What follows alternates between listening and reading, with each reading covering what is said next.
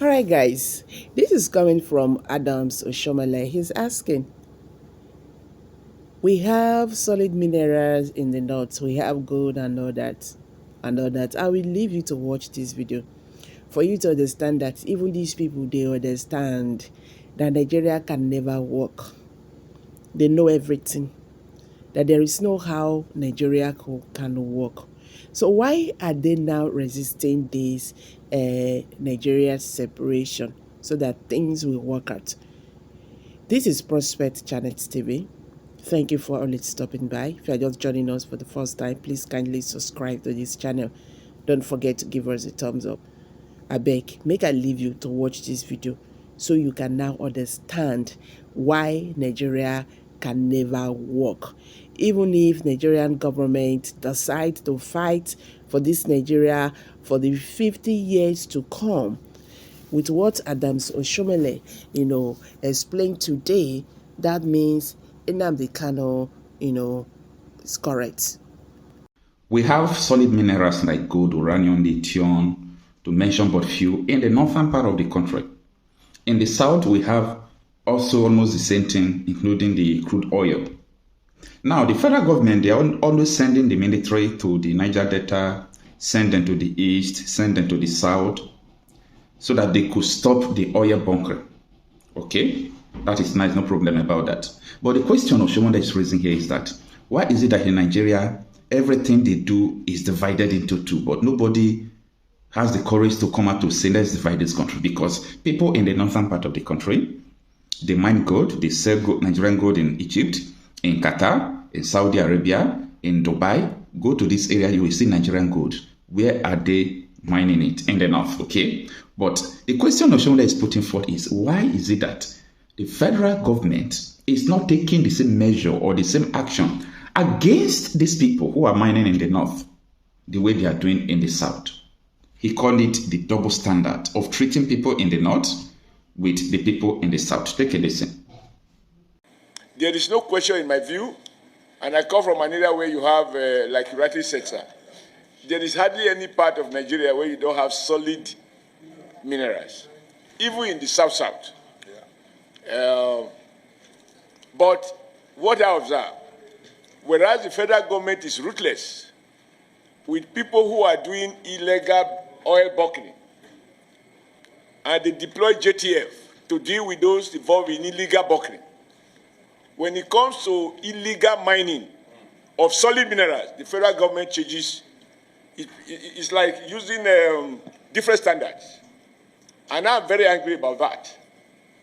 Because if we have to fight, deploy army, even to kill, for anyone who is involved in illegal bunkering of oil, and you deploy JTF, a combination of army, police, air force, everybody, why are we allowing illegal mining in many parts of the country that is going on?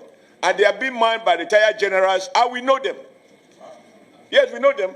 Nobody can pretend doesn't know them. I did a letter to retire former President Buhari, because somebody I sent to go and conduct a primary somewhere reported back to me, a retired general of Northern Instruction, told me that, look, Adams, you are worried about the challenge of conducting primaries in Zafara.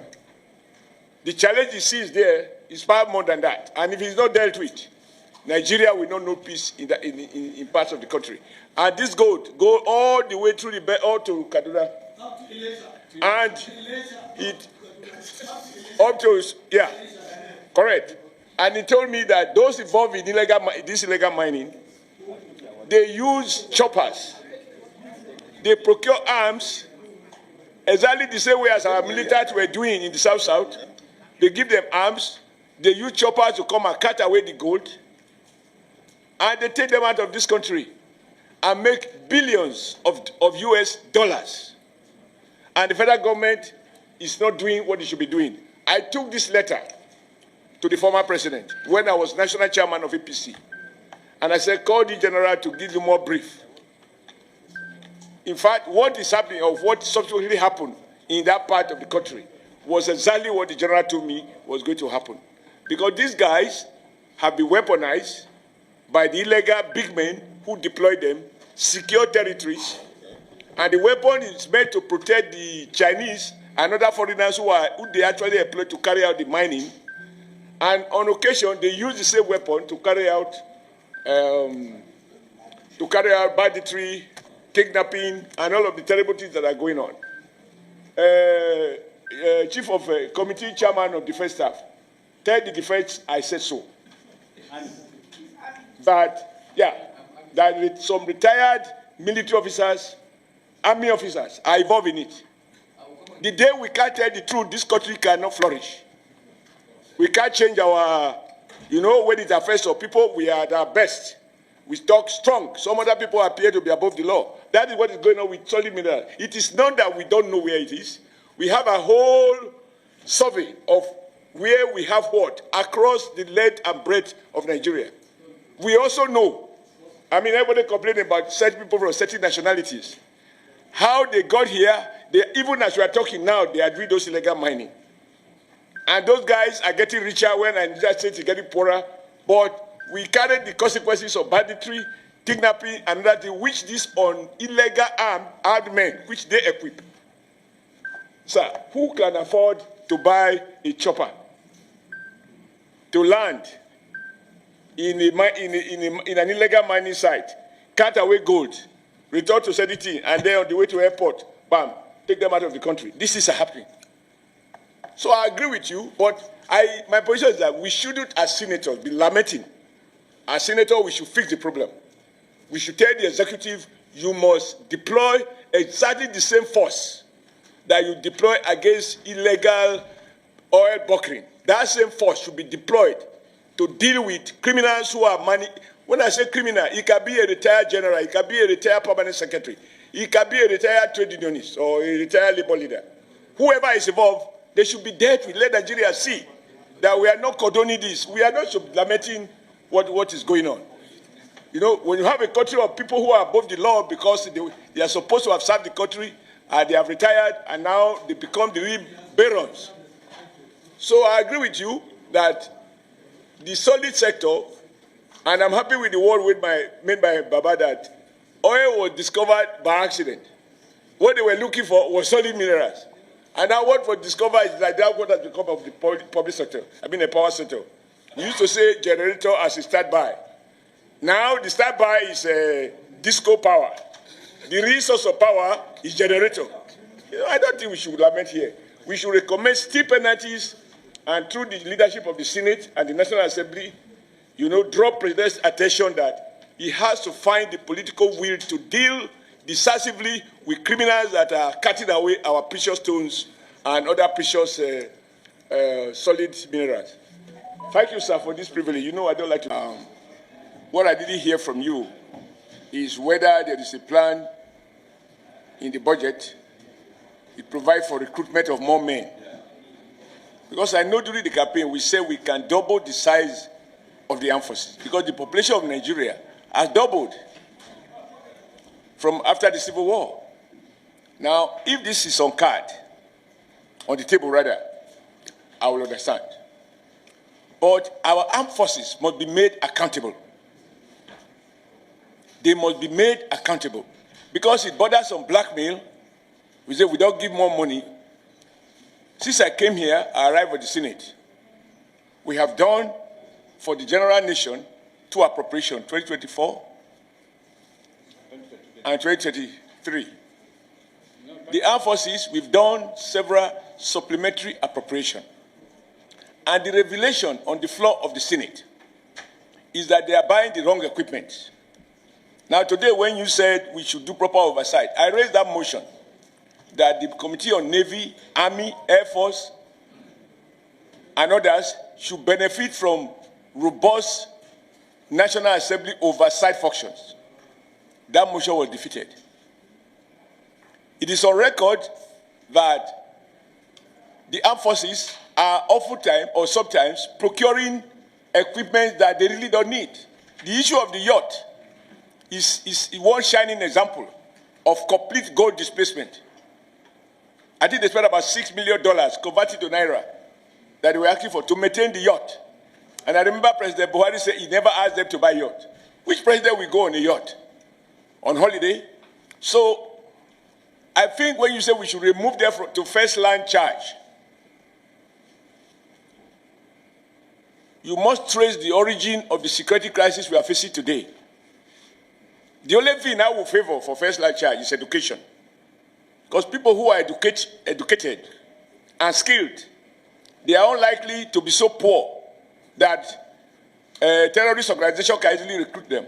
If we put all the money to defend the country, and there's nothing left to do education, nothing left for healthcare, nothing left for investment in the manufacturing sector, all of those things that we ensure that our GDP grows at a reasonable basis, at least at a rate higher than our population growth, our poverty will remain endemic. The superhighway to criminality is hunger and starvation. So the armed forces have to understand that Nigeria doesn't have unlimited resources. And when they are buying equipment, they should buy what works. They have this scandal about buying second-hand equipment, military equipment. And as oversight, you can trade that in your own right.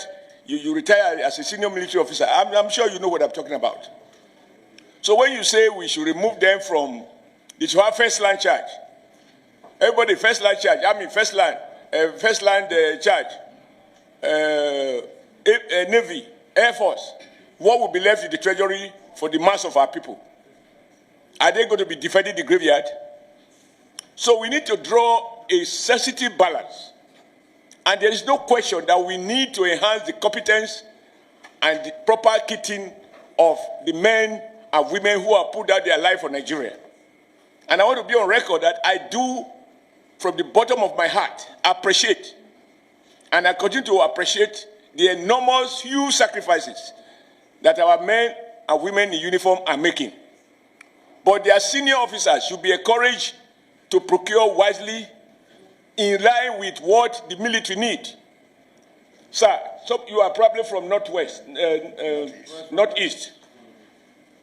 Chairman, there's no better place to speak to this. I am sure if you engage some of the soldiers on the field, they tell you they give them the ration bullets. They don't have enough ammunition. Whereas the terrorists are, that is not because of budgeting. So we need to scrutinize and encourage and do everything to persuade the leadership of the armed forces to put the right priority in the right places. But if money was unlimited, anything you want, take and secure me. But if I have so little, I have to balance between my kitchen, my security, roof over my head, water for me to drink, a hospital for me to go to. Because even if the army secure my life, they do not necessarily secure my head. So all of this, the federal government has to deal with. So in a sense, we need to be sympathetic to the executive as to how does it get this money. And I go back to President Buhari's repeated statement. I am trying to draw a bucket of water from a dry well. Whosoever has to take a cup from that dry well should make sure that he sip it slowly as and when necessary to survive 365 days before another round of budget is done. We shouldn't give anybody as legislature knowing the fact, because we are approving loans and loans and loans, and Nigerians are abusing of our approving loans. When they are so approving, we cannot now ask the president to spend over and above the revenue available, whether through what we generate or through what we borrow. So it's not about whether we like it. It's about, my friend, I have limited money. Manage it judiciously. Refocus your priorities. There should be accounting. Nobody should be above accountability. I think if we do that with the money they have, now TRADOC cannot be different from the Air Forces. When they get the envelope, it's up to the Army to say, TRADOC should attract this. If they choose not to, it's not for the Senate to lament it. Because they have to determine their own priorities. And I thought training is a priority, but if they think otherwise, it is their choice. But sir, remember, Nigeria doesn't have all the money, and many people are opposed to Nigeria borrowing more and more money, because that is the debt our children are going to pay. Let them pay for the railways we are building. Let them pay for the superhighway that will be in existence. Let them pay for a model airport. These are the things that when they are paying, they say, oh yes, our parents spent money on this, now we are paying for it. But if they can't find what they are paying for, there is a double jeopardy. So we as senators who are also responsible for representing our constituents and who understand the challenges facing our constituents have to help the executive to do a very delicate balance. But I'm sympathetic. We must commend the army and the Air Force, in fact, the military, for the supreme price many men and women have paid. And I pray that God will bless them. And Nigeria gets richer, it should also invest more in its armed forces. But for now, the envelope system, we can't escape from it.